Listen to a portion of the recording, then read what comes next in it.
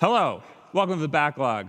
We're two brothers who have a big old collection of games. We're going to sit here, we're going to talk about them. Every game we've ever bought, we put into an Excel spreadsheet to catalog our collection, and today we're going to pick one at random and talk about it, regardless of whether or not we've played it, and we're going to do it live from PAX East 2019 in Boston, Massachusetts. I feel like it gets louder. That's good. That means nobody hates us right now. I'm generating a random number, and it's 93. Oh, God. Ooh, it's another Will game. God. The Incredible Hulk Ultimate Destruction for the GameCube. Yeah. Why did you get this? Because it's fucking awesome. You got this when it came out. Yes. This wasn't even like a retro buy. No, I bought it when it came out because it looked incredible, no pun intended. I bought it and I played it, and it is. This is one of the best superhero games ever made. Because the concept Jesus Christ, Will. No, I'm serious. The concept is so simple and stupid, I'm surprised nobody had thought of it before. You can skateboard on a bus in that one. Yes. The whole premise of the game is you are the Hulk and you smash. That's it. What more do you want? Like, yeah, there's a story and stuff. Oh, Banner's going crazy. Oh, only the Hulk can save him. Oh, whatever. General Ross and whatnot. But who cares? You take two cars, you mash them together, and you get boxing gloves out of cars.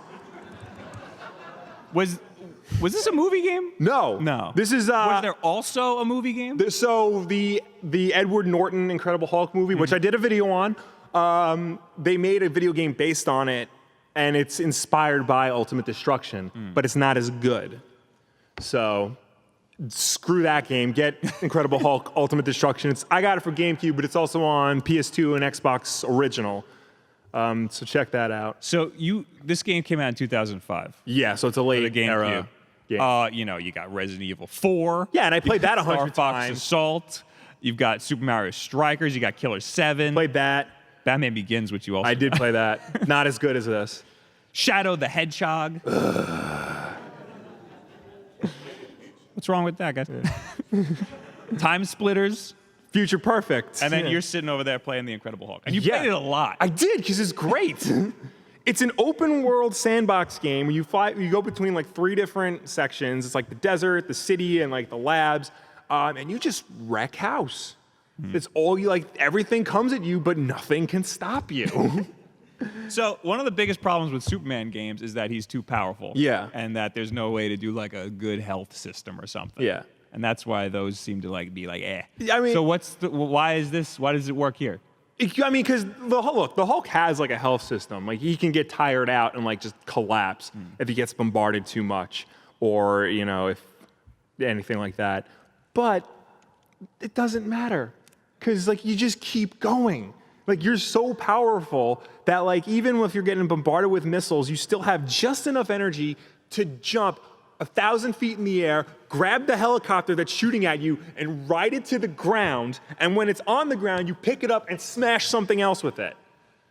That's what I'm talking about when it's like one of the best superhero games ever made. You're getting the game capture for that part. Okay, fine. The thing is, the Hulk. Is he invincible or not? He's not, but he's just invincible enough to get you through like what you need to get through. So how hard is the game? Hard? The game has a fair difficulty. I'm not gonna lie. All right. But I think what they did so well that like people who make Superman games, like whenever it comes to Superman, everybody always overthinks it. Oh, he's too powerful. Oh, he, nothing can stop him. Like, yeah, but that's not really the point. Like, you can make a good game out of that if you just let him be Superman. You don't have to restrict him in any way, and they didn't restrict the Hulk in any way.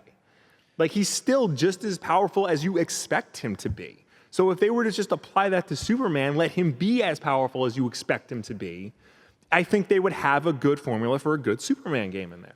So this was made by Radical Entertainment. Yes. Who also made Hulk in 2003. That's based on the Eric Bana movie, which I also did a video on. That one's not like the open world. It's more like linear level by level, and there are sections where you play as Bruce Banner.